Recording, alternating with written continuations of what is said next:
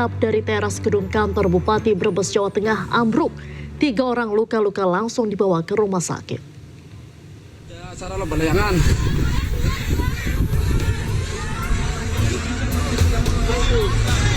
Ini udah ambulan. Ambulan medis bisa lompat. Ambulan medis bisa langsung lompat. Untuk para parent bisa menjaga anak-anaknya dahulu. Jangan sampai Teras kantor Bupati Brebes, Jawa Tengah berukuran 15 meter dengan lebar 8 meter ini ambruk. Bangunan teras ini ambruk saat tengah dalam perbaikan atap. Atau cepat-cepat, jangan mengamankan.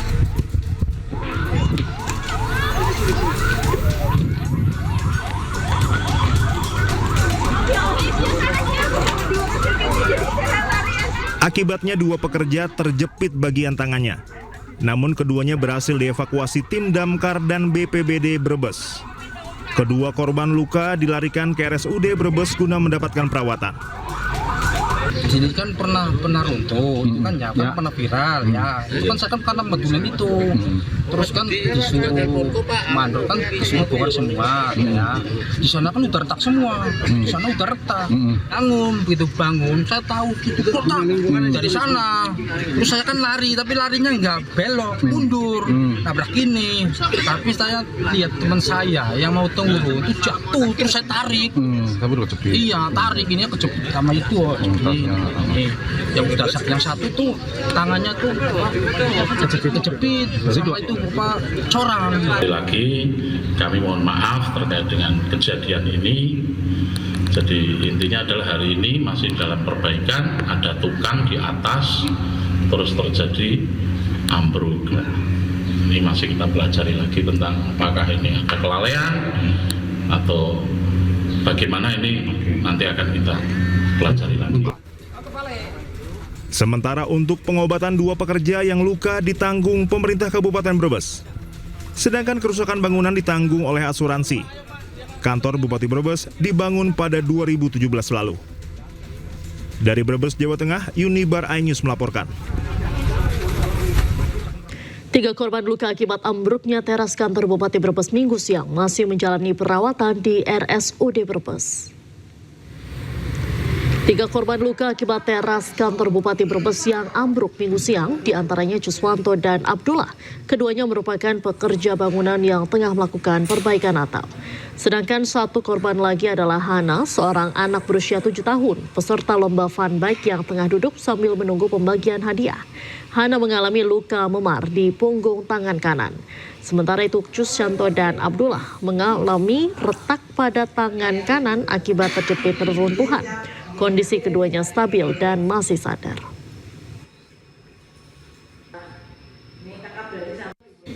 Beralih ke informasi lain, pemirsa, setelah sekian lama hilang, politisi Nasdem Ahmad Sahroni muncul di acara Musyawarah Nasional Ikatan Motor Indonesia atau IMI. Selain sambutan, Sahroni berikan pesan khusus kepada calon Ketua Umum IMI, Moreno Suprapto. Yang hormati Ketua Umum 2020-2025. Setelah sekian lama hilang, Ahmad Sahroni muncul di acara Musyawarah Nasional Ikatan Motor Indonesia. Sahroni muncul secara daring dan menyampaikan sambutan. Sahroni sampaikan pesan khusus kepada jajaran pengurus IMI hingga calon ketua umum. Karena tidak bisa hadir secara langsung dan mengucapkan terima kasih atas kerjasamanya selama ini. Saya harap Bapak Moreno yang saya banggakan menjadi ketua umum yang akan datang makin hebat, makin luar biasa, dan tentunya ini menjadi hebat, yang super hebat. Meski muncul di acara IMI, keberadaan Sahroni saat ini masih belum diketahui.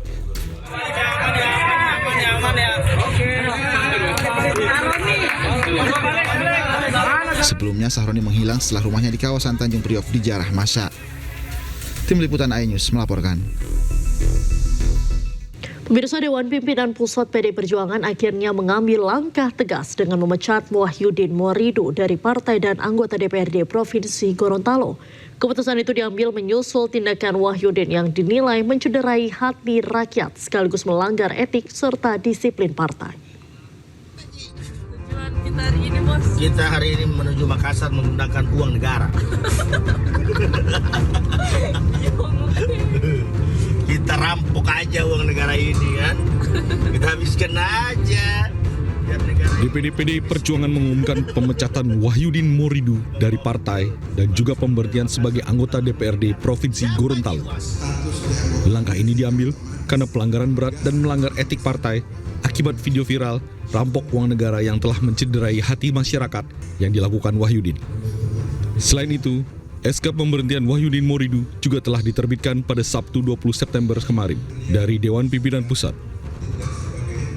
Sesuai aturan partai, pemberhentian keanggotaan seseorang sebagai anggota partai atau pemecatan hanya dapat dilakukan berdasarkan keputusan Dewan Pimpinan Pusat Partai.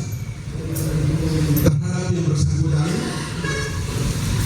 Dewan Pimpinan Pusat Partai telah secara resmi, saya ulangi, secara resmi mengeluarkan sanksi terberat, yakni pemecatan.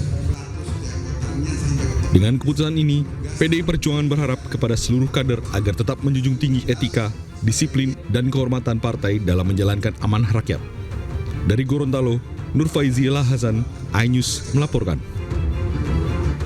Sebelumnya akibat tidak bijak bersikap dan berkata, 5 anggota DPR dinonaktifkan sebagai anggota DPR RI.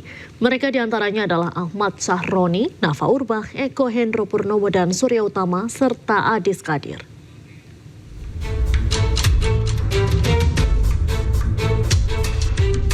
Mulutmu harimaumu, pepatah itu tepat untuk menggambarkan perilaku anggota dewan yang bermasalah. Akibat tidak bijak berbicara dan bersikap, mereka dinonaktifkan sebagai wakil rakyat. Ahmad Sahroni dan Nafa Urbah contohnya. Ahmad Sahroni dinonaktifkan Partai Nasdem setelah ia melontarkan kalimat kasar kepada publik. Sementara Nafa Urbah disorot karena membela tunjangan rumah bagi anggota DPR. Walaupun sudah meminta maaf, mereka resmi dinonaktifkan per 1 September 2025. Menyatakan, terhitung sejak Senin 1 September 2025, DPP Partai Nasdem menonaktifkan Saudara Ahmad Sahroni dan Nafa Urbah sebagai anggota DPR RI dari fraksi Partai Nasdem. Lain lagi dengan Eko Hendro Purnomo alias Eko Patrio dan Surya Utama alias Uya Kuya. PAN menonaktifkan keduanya akibat pernyataan kasar dan aksi joget mereka memicu kemarahan publik. Partai Golkar juga menonaktifkan Adis Kadir. Wakil Ketua DPR itu dinonaktifkan setelah pernyataan tentang tunjangan anggota DPR menuai kontroversi. Berdasarkan undang-undang dan peraturan DPR RI, proses pemecatan anggota DPR memiliki mekanisme sendiri. Pertama, partai politik menyampaikan pemberhentian anggota kepada pimpinan DPR RI. Nantinya pimpinan DPR akan menyampaikan pemberhentian anggota kepada Presiden. Presiden pun akan meresmikan pemberhentian anggota DPR. Tim Liputan iNews melaporkan. Kita ke informasi lain pemirsa, ribuan masyarakat memadati kawasan Monumen Nasional Jakarta dalam gelaran TNI Fair 2025. Acara ini menjadi rangkaian peringatan HUT ke-80 Tentara Nasional Indonesia dengan menghadirkan pameran alutsista terbaru hingga berbagai kegiatan publik. Di lapangan Silang Monas, warga tampak antusias melihat langsung alat utama sistem persenjataan yang dimiliki TNI dari 3 matra. Selain pameran, kegiatan ini juga diramaikan dengan lomba lari 10K dan 5K yang diikuti ribuan peserta dari masyarakat umum. TNI juga menggelar bakti kesehatan secara serentak di seluruh wilayah Indonesia, serta memberikan pelatihan penanganan darurat di lapangan kepada para pengemudi ojek online. Di sela acara, pengunjung juga dapat menikmati layanan pemeriksaan kesehatan gratis dan pembagian sembako yang disediakan panitia.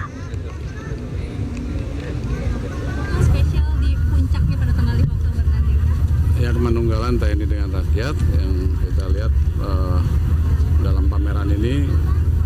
Hari kemarin 25.000 masyarakat yang ada di Monas ini, dan hari ini juga kita lihat masyarakat sangat banyak sehingga ramai lah gitu ya. Ada juga makan gratis, kemudian pembagian sembako kepada masyarakat. Dan untuk mengetahui seperti apa kemeriahan pameran TNI Fair 2025 di Monas, kita telah bergabung dengan jurnalis iNews Syahreza Zanski. Selamat malam, Syahreza, bagaimana suasana malam ini di Monas? Ya baik Diandra dan juga pemirsa, selamat malam ya. Meski ini hari terakhir TNI Fair 2025, nampaknya masyarakat masih betah untuk bersuah foto ataupun menyaksikan beragam hiburan yang ada di Silang Monas kali ini. Dan seperti diketahui ada beberapa alutsista yang sudah mulai bergeser, dipindahkan, namun ada juga yang masih menetap dan masyarakat juga masih asik bersuah foto bersama keluarga mereka, baik itu kalangan keluarga ataupun anak mereka. Dan puncaknya pada malam kali ini paling syahdu Diandra, ini ditemani dengan adanya panggung ataupun musisi yang saat ini sedang digulir tentunya di Silang Monas pada kali ini.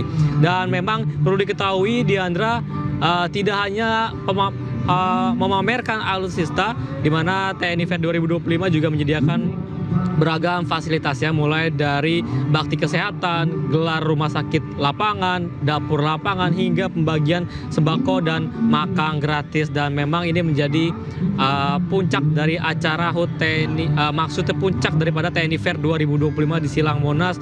Dan tampaknya masyarakat sudah selesai untuk bersuah foto bersama alutsistanya dan mereka mengakhiri tujuan akhirnya dengan di depan panggung begitu. Dan kami masih menunggu Diandra kapan acara ini akan selesai tentunya, namun bisa dipastikan euforia dan juga kesenangan daripada masyarakat yang menyaksikan TNI Fair 2025 ini masih berlangsung tentunya. Kembali ke Anda Diandra. Baik, terima kasih Syahreza Zanskil atas laporan Anda langsung dari Monas, Jakarta Pusat. Selamat malam, selamat kembali bertugas.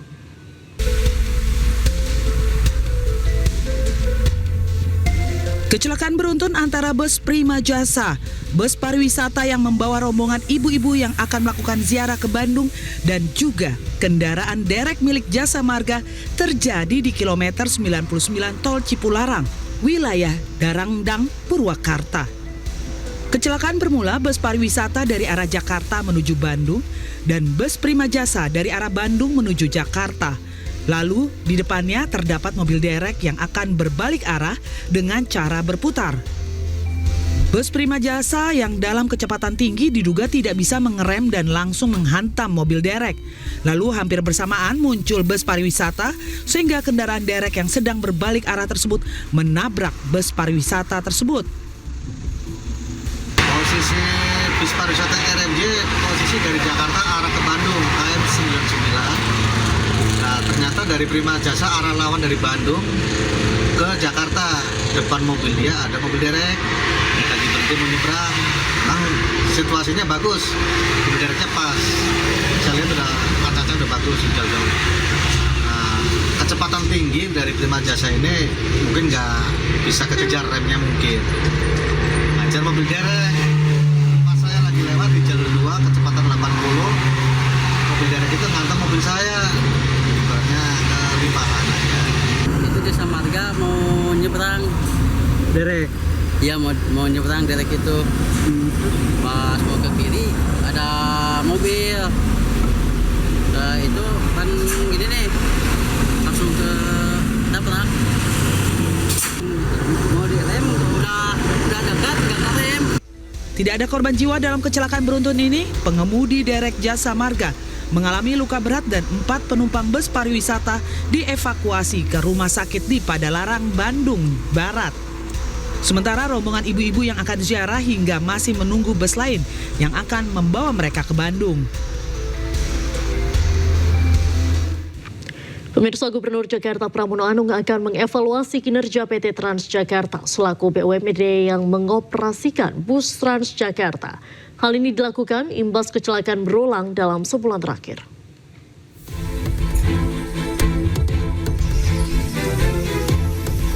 Gubernur Jakarta Pramono Anung merespons peristiwa bus Transjakarta yang kerap mengalami kecelakaan lalu lintas beberapa waktu terakhir. Ia akan mengevaluasi kinerja PT Transjakarta selaku BUMD yang mengoperasikan bus Transjakarta. Pramono menilai pengendara kendaraan bermotor terkadang memasuki jalur Transjakarta atau memotong jalannya bus Transjakarta.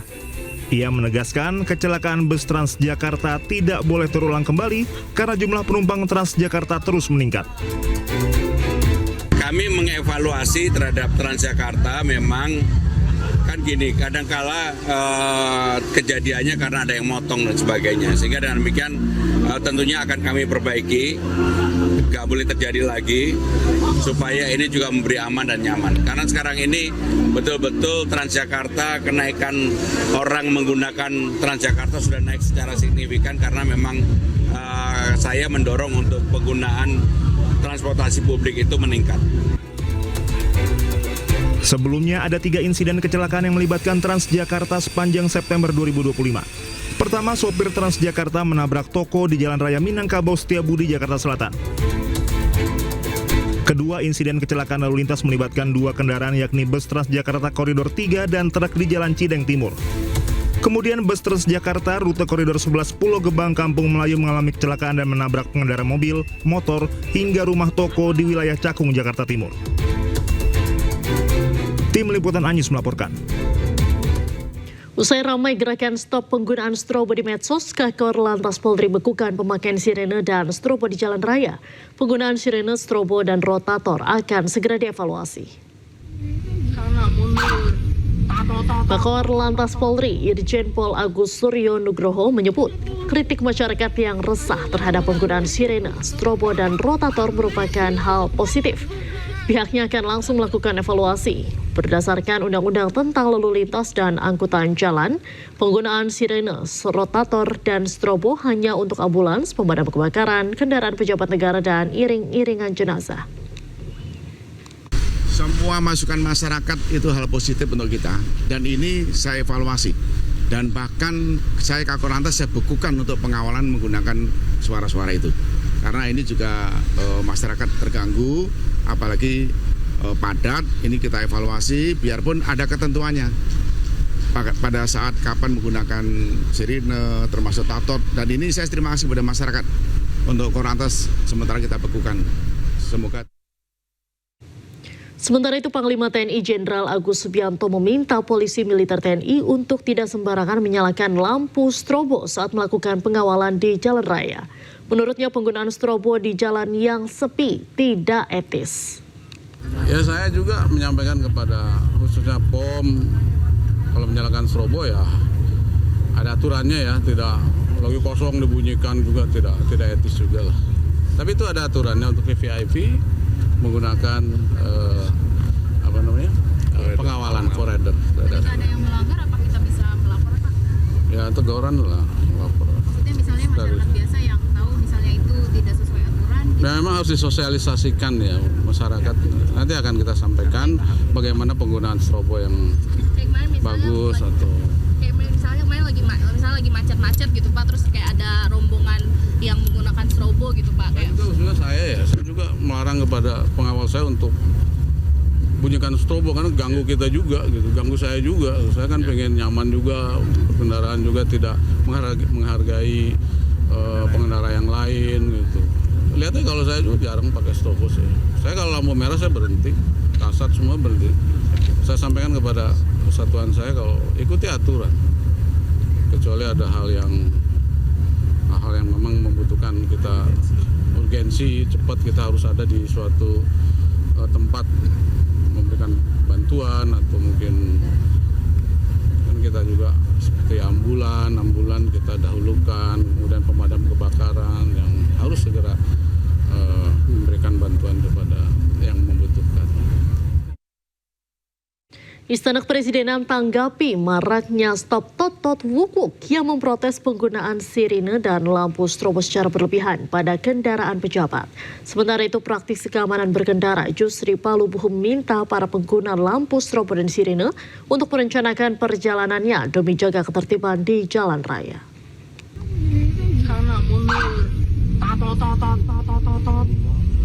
Ramai di media sosial gerakan penolakan sirine dan lampu strobo di jalan raya.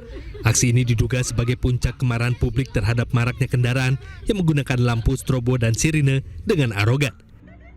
Terkait hal tersebut, praktisi keamanan berkendara Jusri Palubuhu menyatakan dukungannya terhadap gerakan stop totot wukuk dan meminta para pengguna lampu strobo dan sirine merencanakan perjalanan mereka.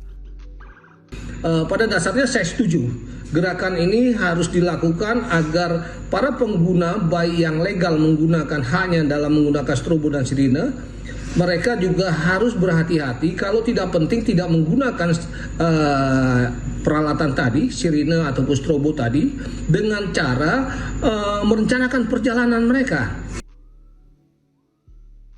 Sementara itu, Menteri Sekretaris Negara Prasetyo Hadi menegaskan pejabat publik harus menjaga kepatutan dan tidak menggunakan fasilitas sirine dan lampu strobo secara berlebihan. Kementerian Sekretariat Negara dulu juga sudah pernah membuat surat edaran kepada seluruh jajaran pejabat negara yang menggunakan fasilitas-fasilitas pengawalan bahwa memang ada undang-undang yang mengatur itu, tetapi lebih daripada itu yang kalaupun kemudian fasilitas itu dipergunakan, tentunya kita harus memperhatikan kepatutan, kemudian memperhatikan ketertiban masyarakat pengguna jalan yang lain, sehingga bukan berarti menggunakan fasilitas tersebut terus boleh semena-mena atau boleh semau-maunya itu. Prasetyo pun menekankan aturan memang memperbolehkan penggunaan sirine dan lampu strobo dalam kondisi tertentu, namun penerapannya harus menghargai ketertiban umum. Tim Liputan iNews melaporkan. Pemirsa, Undang-Undang Lalu Lintas dan Angkutan Jalan mengatur jenis kendaraan yang bisa gunakan strobo dan sirene. Pelanggar disanksi pidana 1 bulan kurungan dan denda Rp250.000.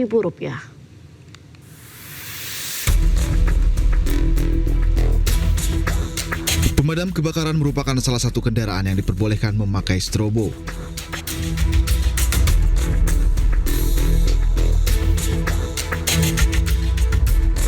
Selain itu, ambulans yang mengangkut pasien.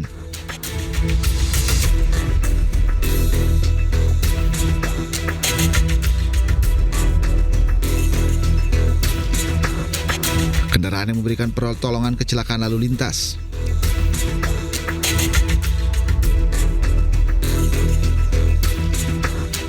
Kendaraan pimpinan lembaga negara Republik Indonesia.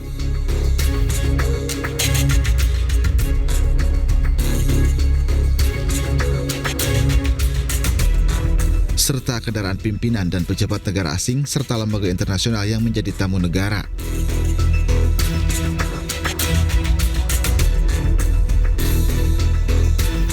Penggunaan strobo juga dibolehkan pada kendaraan pengantar jenazah.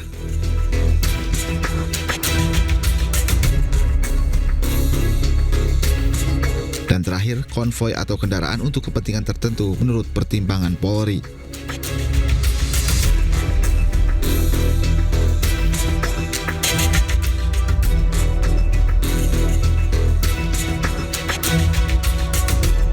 Ada 3 jenis lampu strobo, yakni biru dan sirine, digunakan untuk kendaraan Kepolisian Negara Republik Indonesia.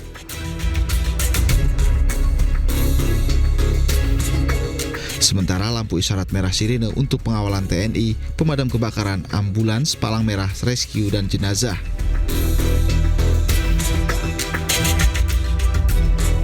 Lampu isyarat kuning tanpa sirine digunakan kendaraan patroli jalan tol, pengawasan sarana dan prasarana lalu lintas, dan angkutan jalan, serta perawatan dan pembersihan fasilitas umum, menderek kendaraan dan angkutan barang khusus.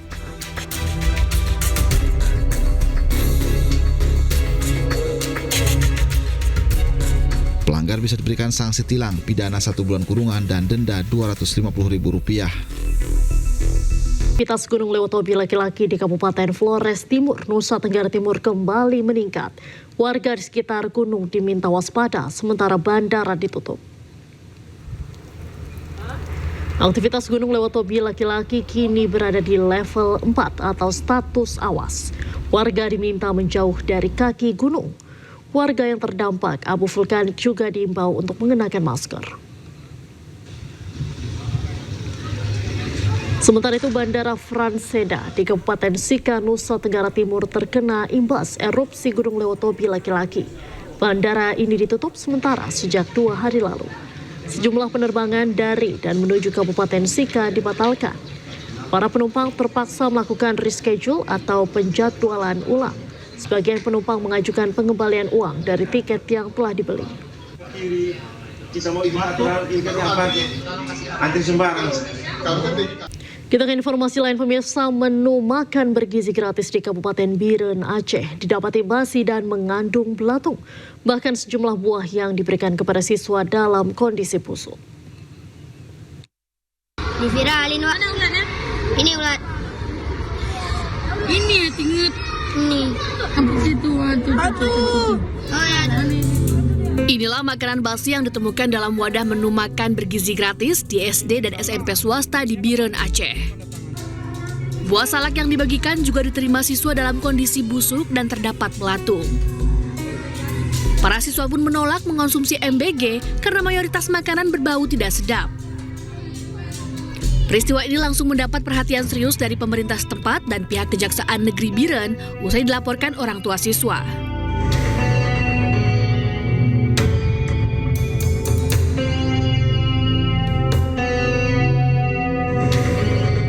Di awal itu setelah kita bagian omprengan ke siswa SD Askia dan SMP Askia, tidak lama selang waktu datang wali kelas yang membawakan beberapa omprengan dengan melaporkan kepada saya bahwa nasinya sudah berlendir dan mengeluarkan bau yang cukup menyengat.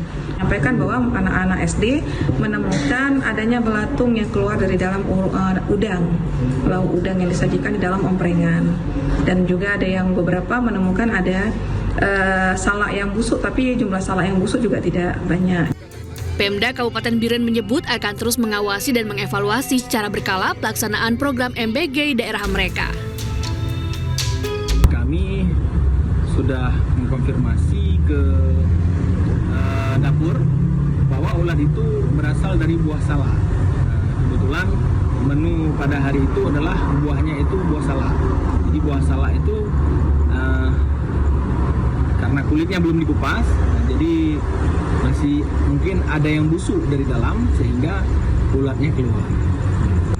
Oleh karena itu, untuk makanan yang sifatnya cepat basi, ya, kemudian dan buah salak yang seperti resikonya, itu kayaknya ke depan harus dievaluasi kembali untuk diberikan. Pihak sekolah dan orang tua siswa berharap menu MBG bisa betul-betul diproduksi secara aman dan higienis agar tidak membahayakan kesehatan siswa. Dari Biren Aceh, Musriyadi, iNews melaporkan. Pemirsa, Menteri Sekretaris Negara Prasetyo Hadi sampaikan permohonan maaf dan akan segera lakukan evaluasi imbas banyaknya kasus keracunan dalam program makan bergizi gratis di berbagai daerah di Indonesia. Sementara Kepala Badan Gizi Nasional Dadan Hindayana menyebut bahwa juru masak yang tidak siap dan bahan baku makanan menjadi salah satu penyebab sejumlah kasus keracunan MBG.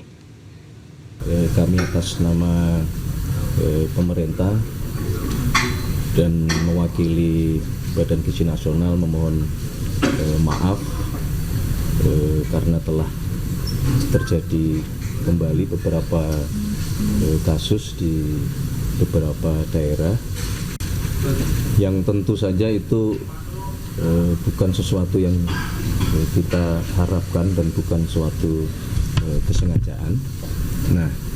Namun demikian tentu saja ini menjadi bahan evaluasi dan catatan. Kami telah berkoordinasi dengan BGN termasuk dengan pemerintah daerah untuk yang pertama adalah memastikan bahwa seluruh yang terdampak harus mendapatkan penanganan secepat mungkin dan sebaik-baiknya. Yang kedua tentu harus dilakukan upaya evaluasi termasuk mitigasi, perbaikan supaya masalah-masalah seperti ini tidak terulang kembali.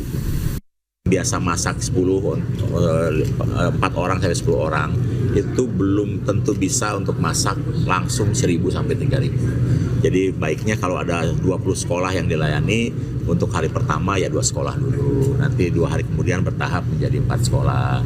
Nah, itu yang kami sarankan. Yang kedua, yang kejadian di Maluku Barat Daya atau mana? Di Baobau itu sudah 8 bulan berjalan. Jadi sebenarnya sudah biasa.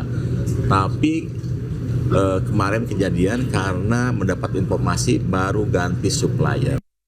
Kita ke informasi lain pemirsa, Menteri Pendidikan Dasar dan Menengah Abdul Mukti tak masalah game Roblox menjadi program ekstrakurikuler atau ekskul di sekolah.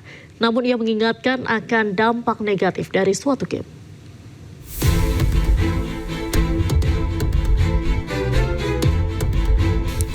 Game Roblox masih menjadi sorotan usai pemerintah Kota Solo meluncurkan program ekstrakurikuler berbasis game Roblox untuk belajar tingkat SMP. Menteri Pendidikan Dasar dan Menengah Abdul Mukti pun angkat suara soal hal ini. Ia menilai penggunaan game untuk metode pendidikan masih menuai pro dan kontra. Pada dasarnya, ia tak mempermasalahkan game Roblox menjadi program ekskul di sekolah. Teknologi maju, teknologi modern itu bisa saja kita pergunakan sepanjang dia mendukung pembelajaran.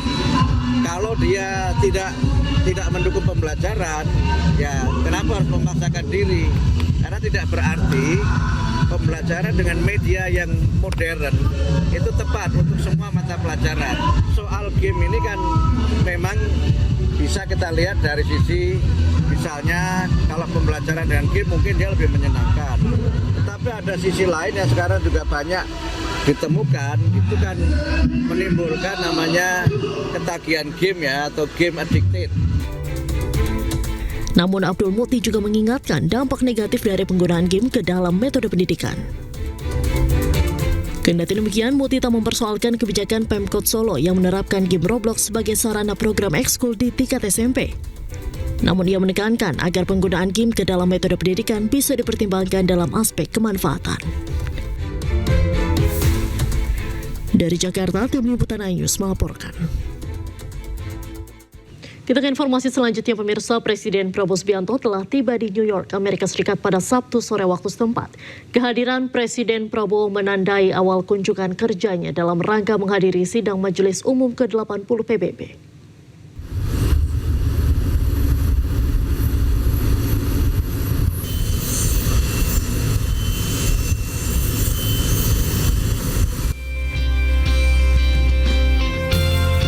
Presiden Republik Indonesia Prabowo Subianto tiba di Bandara Internasional John F. Kennedy, New York, Amerika Serikat pada Sabtu 20 September pukul 16.50 waktu setempat.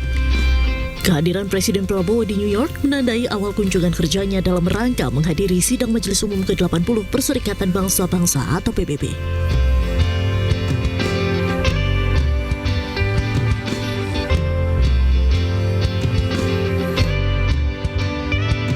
Kedatangan Presiden Prabowo disambut hangat oleh diaspora Indonesia. Mereka tampak berkumpul, berdiri berjajar di sepanjang jalan sekitar hotel tempat Prabowo menginap. Presiden Prabowo pun sempatkan diri untuk menyalami dan menyapa para diaspora dengan hangat. Momen spesial juga terlihat saat dua anak diaspora, Hatta Sanuf Kurniawan dan Adriana Marga Panjaitan, tampil dengan pakaian adat Nusantara dan menyerahkan karangan bunga kepada Presiden Prabowo. Siapa namamu? Hatta Kurniawan.